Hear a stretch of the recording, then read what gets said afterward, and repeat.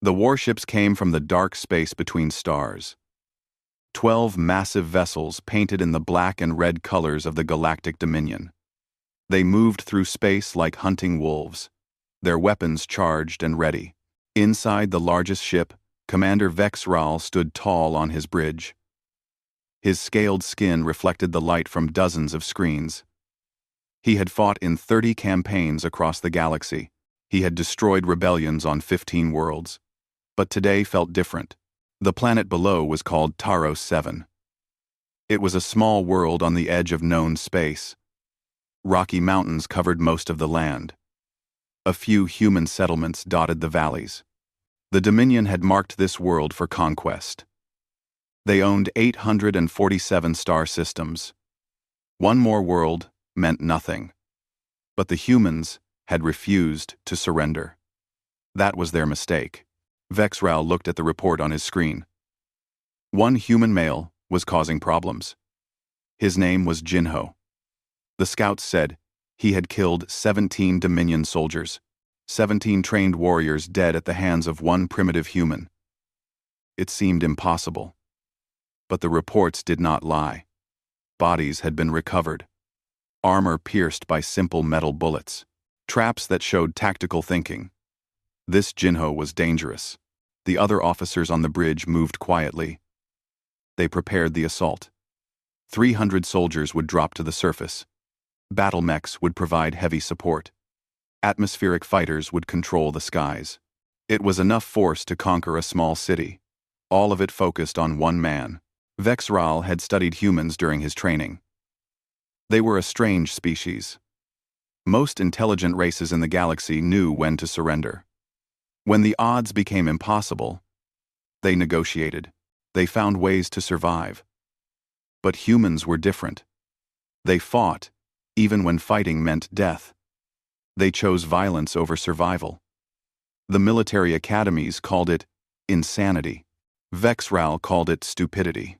Below on the planet's surface, Jinho stood on a tall rock. He watched the sky turn dark with drop pods. They fell like burning rain. Each pod carried 5 soldiers. He counted them as they fell. 60 pods meant 300 enemies. More than he expected, less than he feared. He wore old combat armor painted in desert colors. Scratches covered the metal plates. A helmet with a cracked visor sat on his head. In his hands he held a rifle. It was a kinetic weapon from Earth. Old technology that used gunpowder and metal bullets. The Dominion used plasma and energy weapons. But Jinho trusted simple machines. They did not need batteries. They did not break from electromagnetic pulses. They just worked. A voice spoke in his helmet. It came from Mira, his AI companion. She lived in a chip inside his armor. Jinho had built her himself, using salvaged parts. He named her after his sister, who died when the Dominion first attacked human colonies 5 years ago. Jinho, I count 300 hostiles, Mira said. Her voice was calm and female. 12 armored mechs. 6 atmospheric fighters. This is a full assault force. You should retreat. Jinho checked his rifle. He had 40 magazines of ammunition. Each magazine held 30 bullets. 1,200 shots total. He had also prepared the battlefield. Buried explosives in the valley. Rigged caves to collapse. Set up firing positions on every ridge. He had spent 6 months turning this valley into a killing ground. I am not leaving, Jinho said. His voice was quiet but hard. Every hour I keep them here is another hour for the colonists to evacuate. My job is to buy time. Your job will get you killed, Mira replied. Jinho smiled behind his helmet. Then I will die well. The first drop pod crashed into the valley floor. The door exploded outward. 5 soldiers emerged wearing gray armor. They carried plasma rifles that glowed blue. Their helmets had multiple eyes that could see in all directions. They moved in formation, professional and confident. Jinho waited. He laid flat on the rock, watching through his rifle scope. The soldiers spread out. More pods landed behind them. Soon, 50 soldiers filled the valley. They thought their numbers made them safe. They were wrong. Jinho pressed a button on his wrist device. In the valley below, the ground exploded. Fire and dirt flew into the air. 8 soldiers disappeared in the blast. The others dove for cover. Screams filled the radio channels. Chaos spread through their ranks. Before they could recover, Jinho fired. His rifle cracked 3 times. 3 soldiers fell. Holes punched through their armor. He moved immediately, rolling to a new position. Return fire hit the rock where he had been. Plasma bolts melted stone, but Jinho was already gone. He ran through a prepared path. Between rocks, down a hidden trail, to another firing position. He fired again. 2 more soldiers fell. Then he moved again. The Dominion soldiers tried to follow, but Jinho knew this land. He had walked every path, memorized every stone. This was his valley. They were just visitors. By the time the sun set, 47 Dominion soldiers were dead. 2 mechs were destroyed, their systems fried by electromagnetic mines. The fighters circled overhead, but could not find targets. Jinho had disappeared into the caves. On his flagship, Vex Raal stared at the casualty reports. His mandibles clicked together in frustration. How was this possible? One human should not be able to do this. His officers stood silent, afraid to speak. They had promised an easy victory. Instead, they had found something they did not expect. They had found a human who refused to die. The second day began with rain. Dark clouds covered the sky. Water poured down on the valley, making the ground slippery and dangerous. Vex Raal thought the rain would help his soldiers. It would wash away the human scent, make thermal scanners work better, give his forces an advantage. He was wrong again.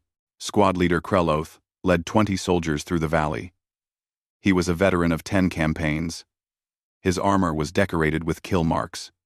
He carried a plasma rifle that could burn through steel.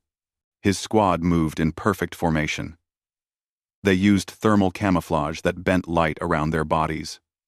They should have been invisible. Jinho watched them from a cave entrance. His helmet visor showed their heat signatures through the rain. Mira had upgraded his sensors using stolen Dominion technology.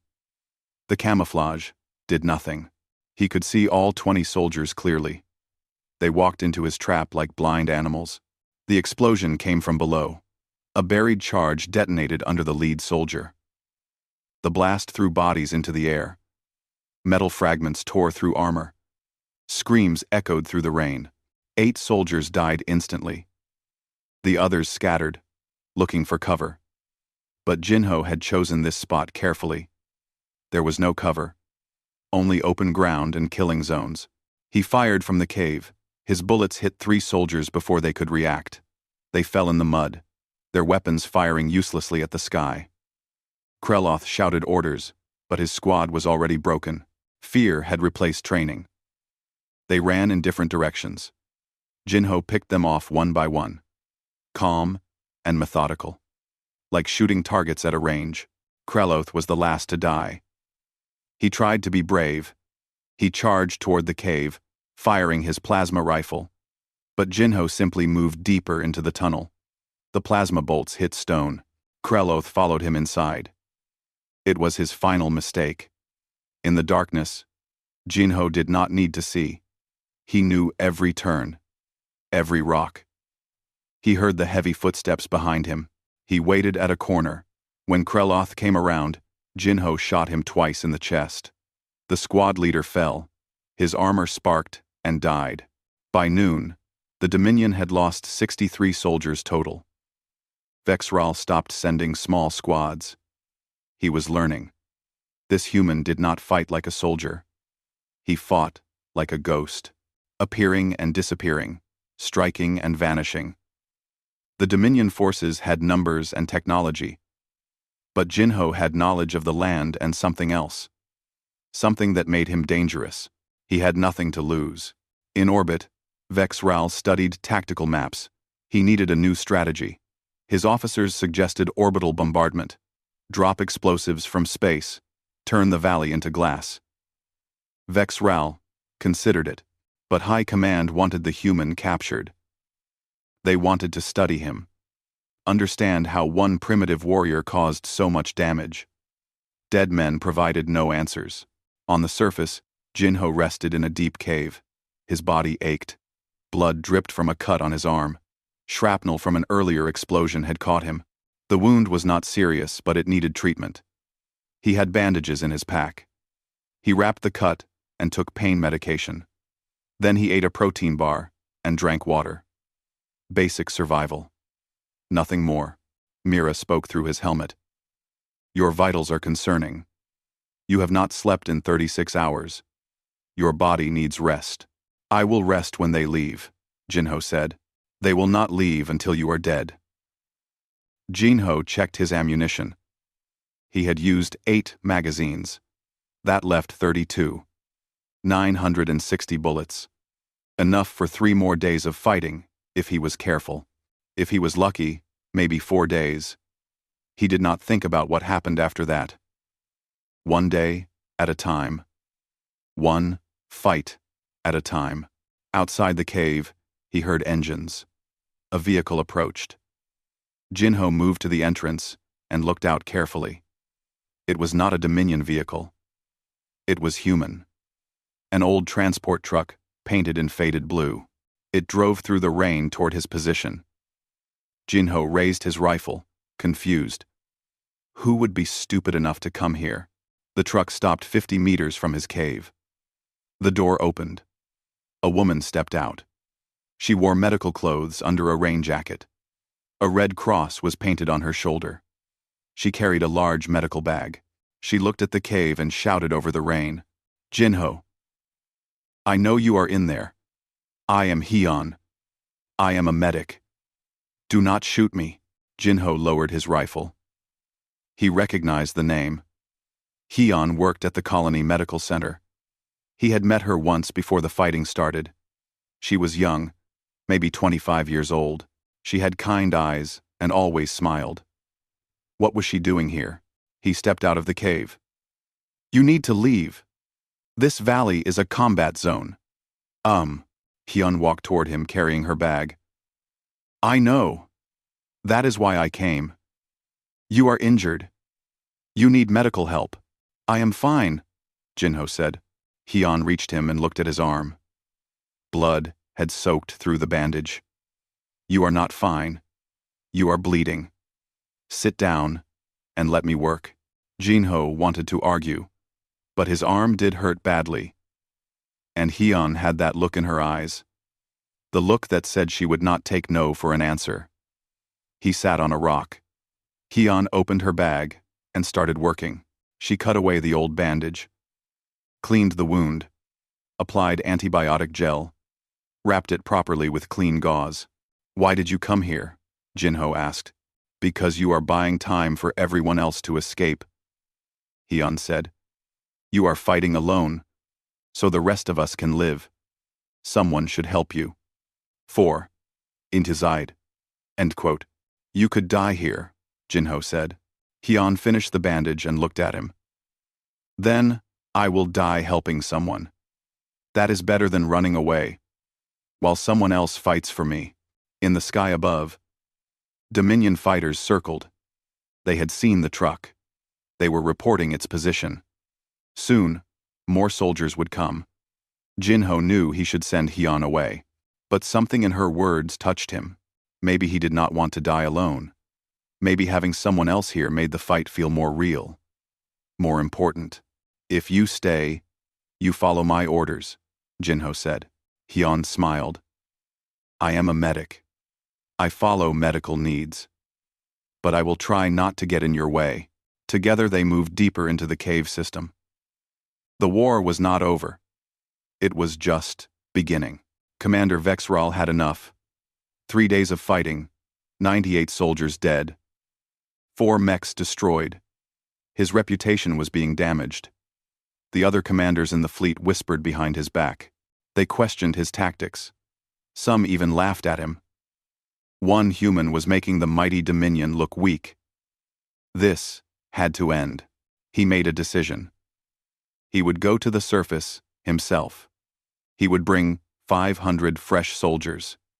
He would bring plasma artillery that could level mountains. He would bring everything the Dominion had. The valley would become a grave, for the human or for his own career. Either way, this would finish today. The new assault began at dawn. Drop pods fell like metal rain. They covered the entire valley. Hundreds of soldiers spread across the land. Artillery positions were established on the high ridges. The big guns pointed down at the caves where Jinho was hiding. Vex's Ral stood at a command post, directing everything. He felt confident. No one could survive this much firepower. But then something unexpected happened. More humans arrived. Taejun came first. He was a cargo ship pilot. 40 years old, with gray in his hair. He had been hauling supplies between colonies when he heard about Jinho's fight. He could have kept flying, could have saved himself. Instead, he landed his ship and grabbed an old hunting rifle. He was not a soldier, but he knew how to shoot. And he knew the Dominion would not stop with one colony. Eventually, they would come for everyone. Better to fight now than wait for death.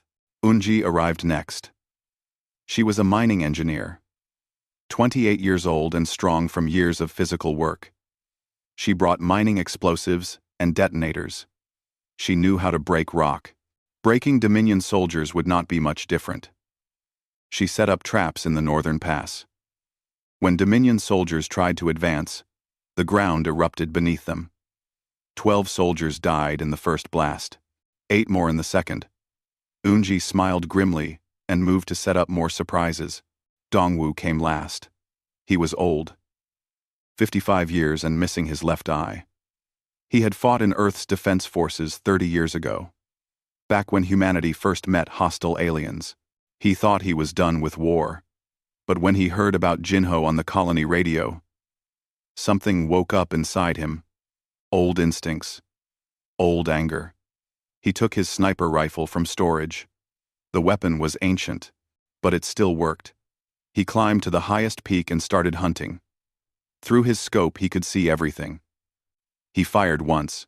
A Dominion officer fell. He fired again. An artillery gunner dropped. Slow and steady. Each shot counted. More humans came throughout the day. A mechanic named Sung Ho, who jury-rigged explosives from spare parts. A farmer named Borum, who knew every hidden path through the mountains. A teacher named Minji, who had never fired a gun but learned quickly. None of them were soldiers, but they were all human. And they all understood one simple truth. If they did not fight now, they would die later on their knees. Better to die standing. Jinho watched them arrive with surprise. He had not asked for help. He had not expected any. But he did not turn them away. Together, they were stronger. Together, they could hurt the Dominion more. Hyun worked to coordinate them. She used her radio to share information. Where the Dominion forces were moving, where traps should be placed. She became the center that held everyone together. Vexral saw the new arrivals on his scanners. He could not believe it. More humans were coming to die. Did they not understand they were outnumbered?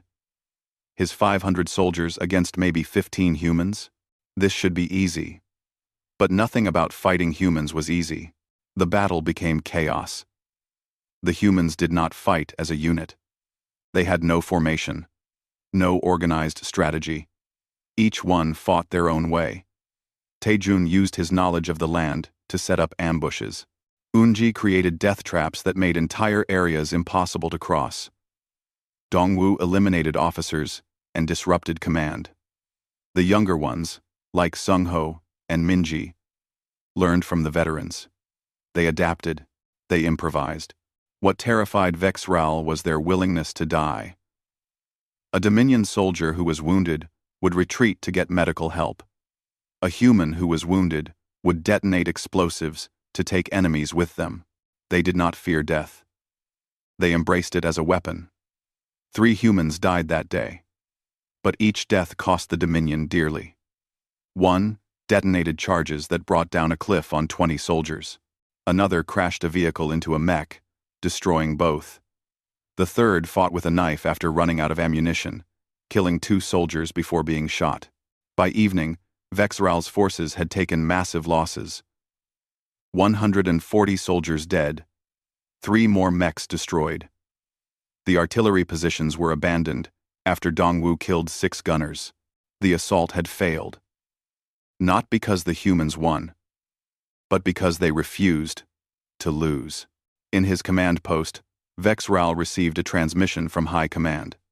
They had been monitoring the battle. They were not pleased. The message was short and brutal. Commander, you have lost more soldiers fighting 15 humans than we lost conquering the Kellis Empire. Explain yourself. 1. Vexral had no explanation. How could he explain that these humans did not fight like anything he had encountered before? They did not care about odds. They did not care about survival. They only cared about making the enemy bleed. In the caves, Jinho gathered with the other humans.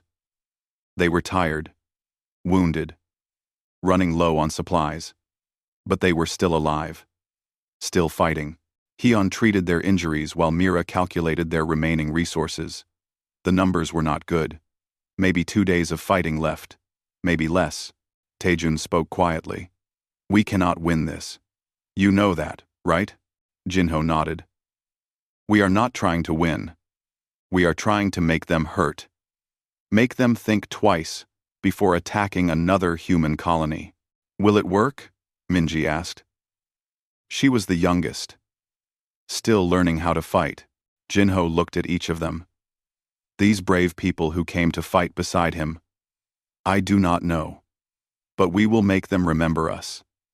That has to count for something. The City 9. And in City 9. The City 9. The City 9. Outside, the Dominion forces regrouped. They would attack again tomorrow. More soldiers. More weapons. More death. But the humans did not care. They had already decided. They would fight until the end. Whatever that end looked like, on the 5th day of fighting, something strange happened. A new ship appeared in orbit around Taros 7. It was not human. It was not Dominion either. The vessel was sleek and silver. It carried the markings of the Tlaxor Union. The Union was a coalition of neutral species. They watched the galaxy and kept records. They did not take sides in wars. But they observed everything. The ship hailed Vexral's flagship. The commander was surprised but accepted the communication. On his screen appeared Ambassador Krelan. He was a Tlaxor. 40, Van. His species looked like tall insects with 3 eyes and 4 arms. He had gray skin that showed his age. Krelan had been a diplomat for 60 years. He had seen many wars. Many species rise and fall. Commander Vexral, Krillin said. His voice was calm and old. I request permission to speak with you. It is urgent. Vexral was annoyed. This is Dominion business. The Union has no authority here. I am not claiming authority. Krillin replied. I am offering advice from one who has studied humans for 40 years. Please, give me 1 hour of your time. Vexral considered refusing. But something in the ambassador's voice made him curious. What could this old diplomat tell him about humans that he did not already know? He agreed to meet. A shuttle brought Krillin to the flagship. They met in a private conference room. Krillin sat across from Vexral. His 3 eyes studied the commander carefully. How many soldiers have you lost so far? No. 216. Vexral said. He did not hide his anger. Against 15 humans. It is humiliating. It is predictable. Krillin said. I have watched humans fight for 4 decades. I was there when they first entered galactic space. I saw them clash with the Kelaris raiders. I watched them defend their colonies against the Vren swarm. Every time, the same pattern emerges. When you corner a human, when you try to kill them, they do not surrender. They fight with everything they have, and they never stop. Vexra leaned forward. They are primitives. We have superior technology. Superior numbers. We should crush them easily. Krillon's eyes blinked slowly. That is what the Kelaris thought. They attacked a human mining station with 3,000 warriors. The station had 200 humans. The battle lasted 1 week. When it ended, the Kelaris had lost all 3,000 warriors. The humans lost 198 people. The surviving 2 humans rigged the station's reactor to explode. They took the last Kelaris ships with them. No one won. Everyone died. That is how humans fight. Quote, the room was silent. Vexral felt something cold in his chest. Fear? No. He was a commander. He did not fear. But he felt something. Krillon continued. Commander, I came here to give you a warning. Leave this world. Take your fleet and go. Do it now before it is too late. Too late? Vexral said. We have 800 soldiers in reserve. We have orbital bombardment capabilities. We can glass this entire valley. You misunderstand, Krillon said quietly. I am not warning you about these 15 humans. I am warning you about the rest of them. About what happens when humanity hears this story. Vexral did not understand. What story? The story of Jinho, Krillon said. The lone warrior who stood against the Dominion. Who held for 5 days, against impossible odds. Who inspired others to join him. That story is already spreading across human communication networks. Right now, on Earth and every human colony, people are hearing about what is happening here.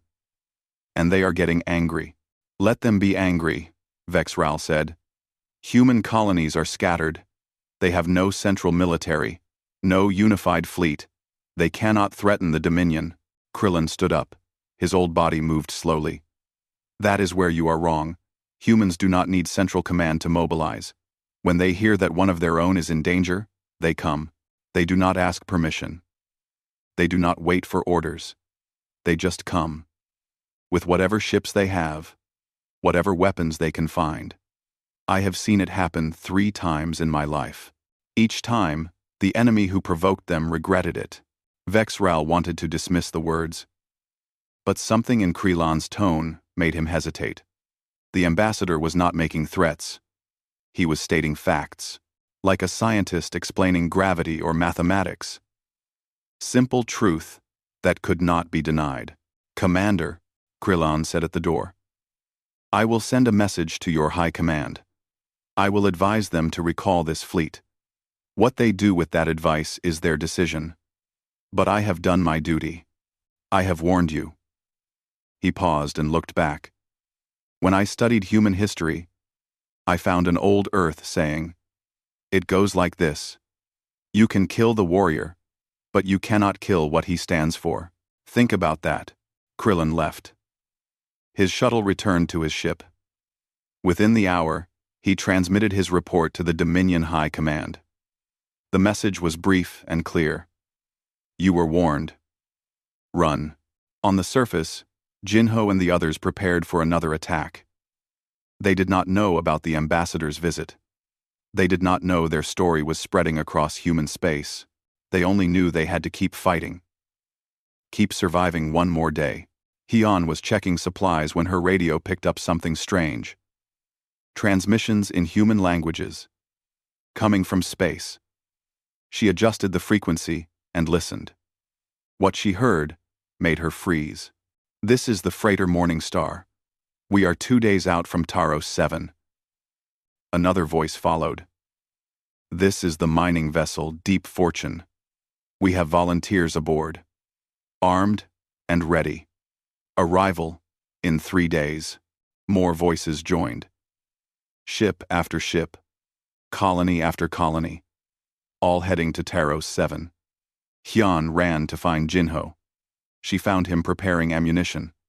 Her face was pale with shock. "Jinho," she said. "You need to hear this." She played the transmissions for him. Jinho listened in silence. Mira calculated the incoming ships. The numbers grew. 20 ships. 40. 60. More were joining every hour. Taejun overheard and came closer. "What is happening?" Jinho's face showed no emotion. But inside he felt something break. Not from fear or sadness. From hope. From the realization that he was not alone. That humanity had heard his stand. And they were coming. "They are coming to help us," Hyun said. Tears ran down her face. "All of them. They heard about our fight. And they are coming." Dongwoo, the old veteran, put down his rifle. He had fought alone for so long. He had believed humanity was scattered and weak. But maybe he was wrong. Maybe when pushed, humanity could still be strong. In orbit, Vex Ral received his own reports. His sensors detected ships entering the system. Many ships. Human ships. His mandibles clicked nervously. Krillin had been right. The humans were coming. And they were bringing war. 2 weeks passed since Krillin's warning. The Dominion fleet remained in orbit. Vex Ral received orders from High Command. Stay. Complete the mission. Capture or kill the humans on Taros 7. Show no weakness. The Dominion did not retreat. The Dominion did not fear. But Vex Ral felt fear anyway. His sensors showed something that should not be possible. 127 ships dropping from faster than light. Travel at the edge of the system. Human ships. They came from every direction. From Earth. From Mars. Colonies. From frontier settlements and mining stations. Some were warships. Old vessels from humanity's early space wars. Others were freighters with welded armor plates and mounted weapons. Mining ships carried crews with explosives and determination. It was not a proper fleet. It was a mob. But it was coming fast. On his bridge, the officers stood silent. They watched the screens, showing the approaching vessels. One officer spoke quietly. "Commander, should we prepare for combat?" "I'm C. Well, one explains on the sport. One acclam." Vex Ral wanted to say yes. Wanted to fight. His fleet had 12 warships. Powerful vessels with plasma cannons and shield generators. The human ships were inferior. Weaker hulls. Older weapons. In any normal battle, the Dominion would win easily. But this was not a normal battle. Vex Ral had learned enough about humans to know they did not fight normally. They did not care about tactics or survival. They cared about making the enemy pay. Even if they lost, they would drag his fleet down with them. High Command would blame him for the losses. His career would end in disgrace. He made a decision. "Signal all ships. We are withdrawing from this system." The officers looked shocked. One dared to speak. "Commander, we outnumber them. Our technology is superior. We can win this fight." Vex Ral turned on him. His voice was cold. "Can we? Tell me? If we destroy half their fleet, what happens to the other half? They ram us. They board us. They detonate their reactors next to our ships. We might win, but the cost will be everything. I will not sacrifice this fleet for one worthless planet. We leave. Now." The Dominion fleet turned away. Their engines burned bright as they accelerated toward the jump point. Behind them, the human fleet pursued. But the Dominion ships were faster. They reached the jump point first. One by one, they disappeared into faster-than-light travel, running away. On the surface of Taros 7, Jinho and the others watched the sky. They saw the flashes of ships jumping away. The Dominion was leaving. After 2 weeks of constant fighting, after 43 humans had stayed to defend the valley, after hundreds of enemy soldiers died in the rocky passes, it was over. Hyun dropped to her knees. She started crying. Not from sadness, but from relief. They had survived. Against all odds, they lived. Taejun sat down heavily. His old body ached from days of fighting. He had never expected to see another sunrise. But here it was. The sun rising over the valley. Beautiful and warm. Dongwu stood at the edge of the ridge. His sniper rifle rested against his shoulder. He watched the Dominion ships flee. A small smile crossed his scarred face. "We did it," he said quietly. "We actually did it." Unji was helping Sungho treat wounds. Minji was checking ammunition counts, even though the fighting was done. Borum sat against a rock, too tired to move. All of them were exhausted. All of them were wounded in some way. But all of them were alive. Jinho walked to the highest point. He looked at the sky where the human fleet was arriving. 127 ships entering orbit. They had come from across human space. Volunteers who heard about the fight. Who decided that Taros 7 mattered. That, defending one small colony, mattered. Mira spoke in his helmet. "Jinho, I am receiving transmissions from the fleet. They are asking for status. They want to know if you need evacuation, medical support, supplies." Jinho thought about what to say. These people had come so far, left their homes and jobs, risked their lives, all because of him, because he decided to stand and fight. He felt the weight of that responsibility. "Tell them thank you," Jinho said. "Tell them the Dominion has retreated. The colony is safe. We have wounded who need treatment, but we are alive."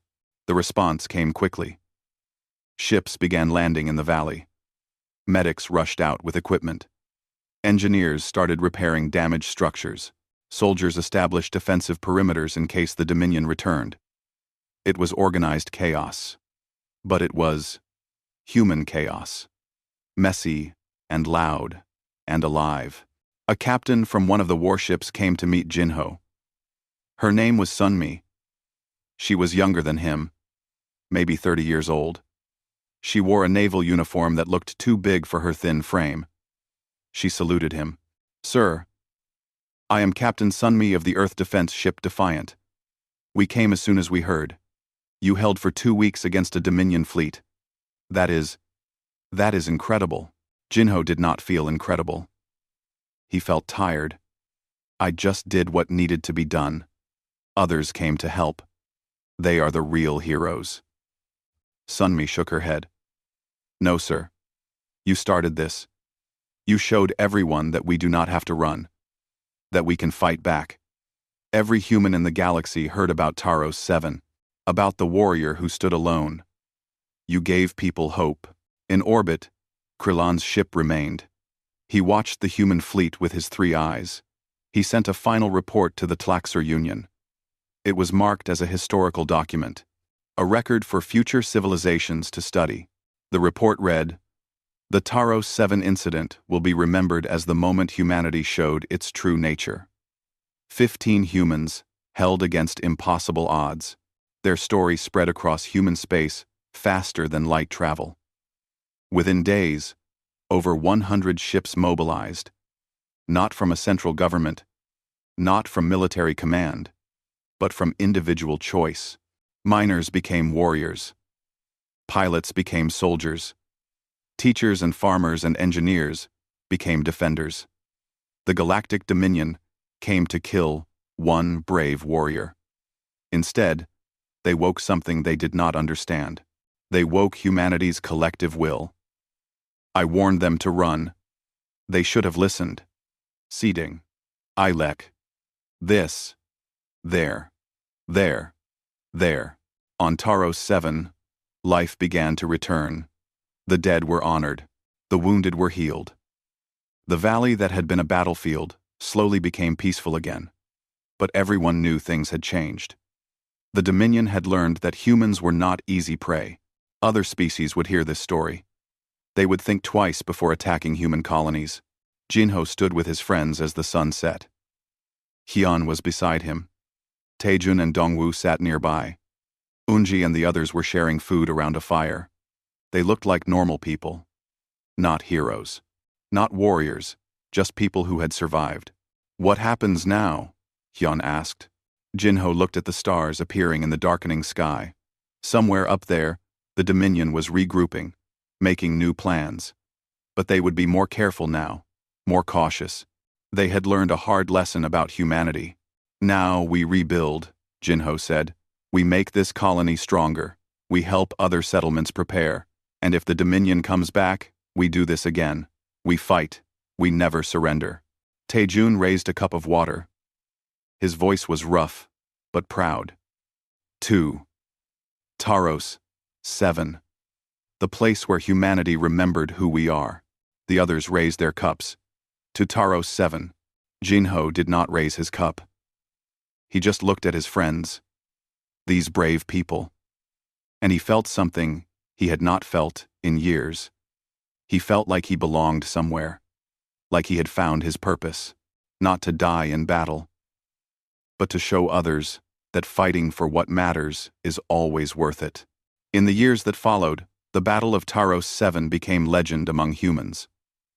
Academies taught it as a lesson in determination. Colonies named streets after the defenders. And the Dominion? They added human territory to their maps with a warning label.